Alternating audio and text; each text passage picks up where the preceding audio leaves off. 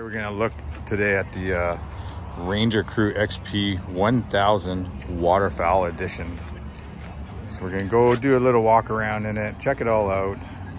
To me, it's yes, it's not a high lifter, but may as well be in a way. You got the winch up high, you got the bumpers, you got the high horsepower, but meant for grunt and payload and towing capabilities, and those numbers are impressive. And then you got the fully snorkeled system up there. So yeah, we'll just do a little walk around here and check out all the features and go from there. So, you know, to start off, you got this 4,500 pound winch up front on a nice big bumper that sticks out in front, protects the front with these awesome LED lights.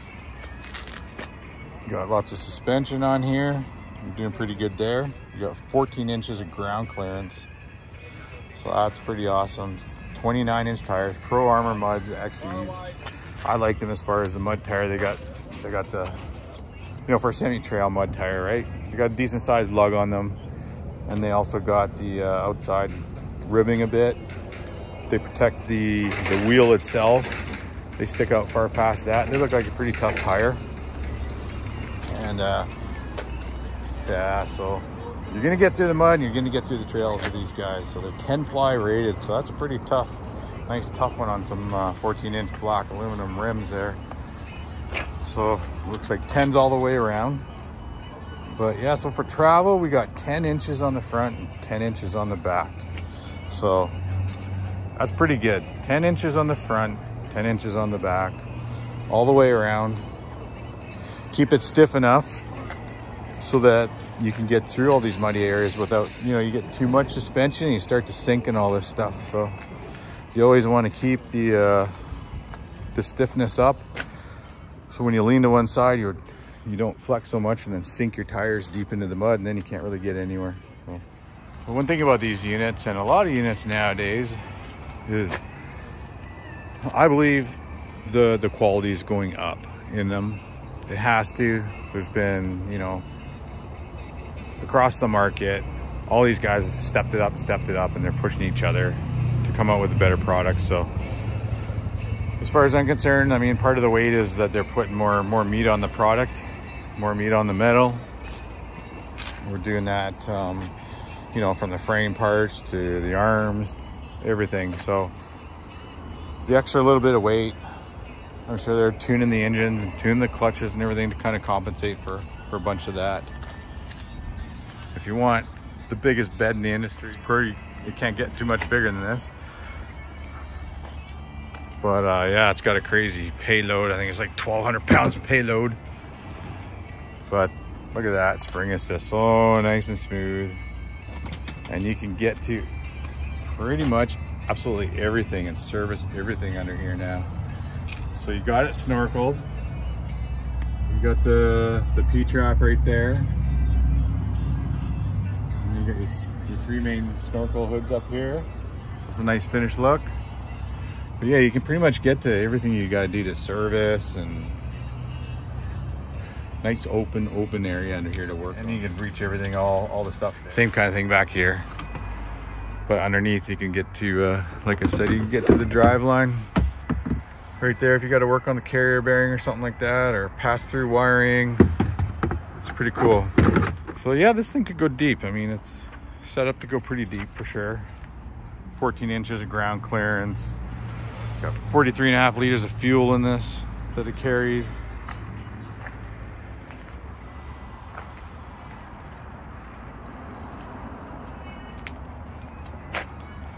You know, you could tow 2,500 pounds with these guys now. That's just getting impressive. All these guys are getting stronger and stronger for that. So yeah, payload 1,250 pounds, 567 kgs there. That is pretty impressive. That's a lot. That's a lot to put in the back of there and carry that around. Wheelbase is 113 inches. And yeah, other than that, I mean, to me, it's pretty much kind of high lifter capable. You know, if you want to change and put solid doors on there, you could. If you want to jack it up and put some bigger tires on there, you could. This 1000cc motor comes in at 82 horsepower, which Probably got some fair decent torque built into it though. Usually when they keep the horsepower down in these utilities, it's because they are pulling and towing and all that stuff. So yeah, it's not a crazy huge insane speed demon by any means, but it's probably got the grunt to get through in low gear, to get through in a lot of the places, a lot of the mud and water holes, which this is meant to go crawling through to get to other hunting areas, fishing areas and whatnot. So plenty of room out the back in this one. All right, let's sit in the back here. I just want to see in the back if there's how much room there is here. So the net's easily fold out of the way. There's pin in there, clip into there. Once you do the clip, you just twist it out of there and it folds back. So I'll just check out the back seat area here. If you're sitting for room, I'm curious. I'm not a very tall guy here, so my knees still got a few inches. A guy 4 or 5 inches taller than me still gonna get in here, no problem.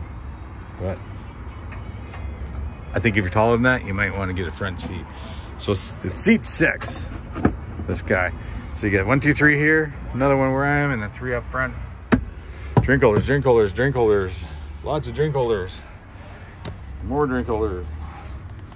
You have a ton of drinks. More drink holders. Plus in the back. But yeah, so here we go. The engine's in, oh, it's in high right now. Let's put it in park, start her up. So you got the nice gauge cluster in this one. It's not over here. That's the thing I like about the most. That's in the middle. Here, startup is just like the average. The old Polaris sound, you know. The nice, smooth, nice, obnoxious kind of noise to it. Especially for a machine like this, you're cruising through the bushes. You listen to that, it's nice and calm. So I'm just gonna go lock up the old seat belts here, as I was saying, or not seat belts, but the door nets. So I'm just gonna lock up these door nets real quick. Take you through the parking lot real quick here too.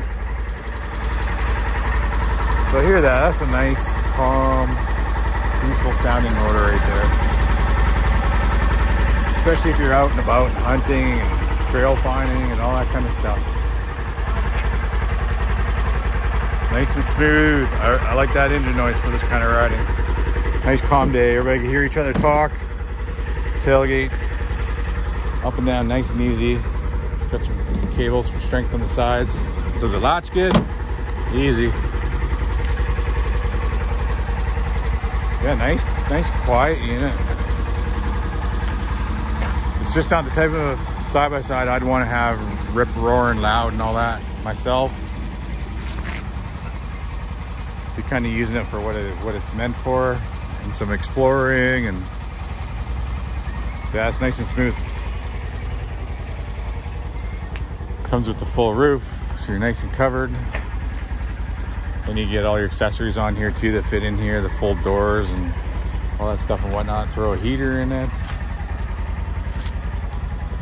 Radiators up there. The diff. So the radiator's nice and hidden way back there, way behind. That's good. Okay, we're gonna take it for a little drive here. Let's try her out. Try work mode first. First of 3. So you got work, standard, performance, and here we go. We're just gonna go in high. Give her a little bounce around out there. She doesn't get much quieter than this.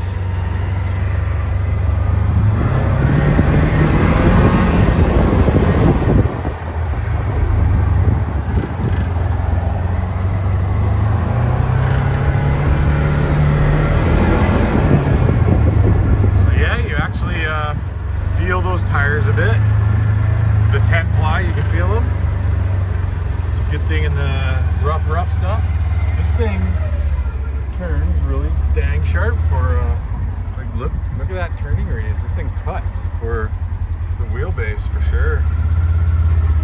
So we're gonna try to go the extreme opposite so you can see if you feel the difference. We'll go to performance now. It's not gonna justify on this video, I'm sure, but guys take my word for it a bit if you feel the difference. But you feel the jerkiness right away of the takeoff. So it's not as smooth of a engagement. And when it's go time, yeah, big difference there. Super big difference. So obviously, like a lot of units, a lot of people like to ride it in the middle. They call them different things in the middle, trail or whatever, but maybe that's the golden ticket for your all-day riding here.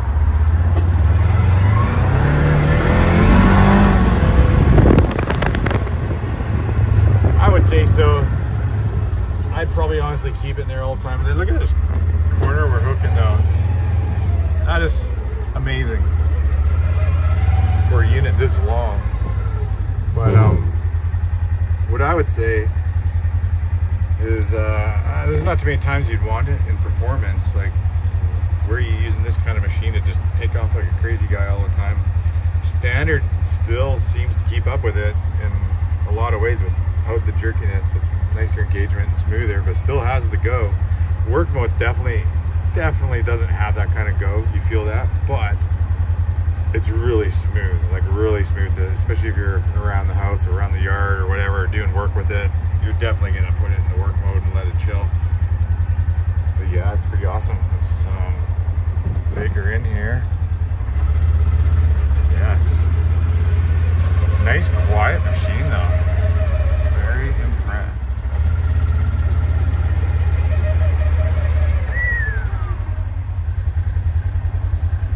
Also, you got your low beam, high beam. Switches look nicer now too. Your winch in and out. Dimension cup holders. I got count. Hold on. 1, 2, 3, 4. Pretty much 5, 6 down low. 7, 8 there in the back. 9, 10. It's pretty crazy. That's awesome. That's 6 people. So that's 2 beer for 5 people. Lots of stores, lots of places. Like this cubby hole is huge down here too. Pretty big. Lots of room for lots of things. It's a super comfortable seat setup. You're very upright, but that's the kind of riding you're doing. So you got this all set up for all the different accessories and whole windows, and you accessorize it like this. Like this general here. It's got the doors and the windows and all that stuff. You can do that to this too. Yeah, there you go. So you're nice and safe to operate in the deep waters and explore pretty harshness with 5 other people. So after that little test boogieing around out there, I know you can't tell a whole lot, but after, you know, doing this with a ton of machines and owning many machines, you start to figure out what things translate to when it would be on a trail versus just this little boot around here. But I can tell the suspension is nice for trail rides and that. The tires are firm. The suspension is semi-firm to hold everybody up, but also give a nice ride that's comfortable. So I like the combination of the tires they use and the 10-ply and them being a semi-mud, semi-trail tire. The design of it too. And I like how it kind of V's in, but leaves the self-cleaning room to get out there too. So that's pretty cool. I love the winch and the bumper.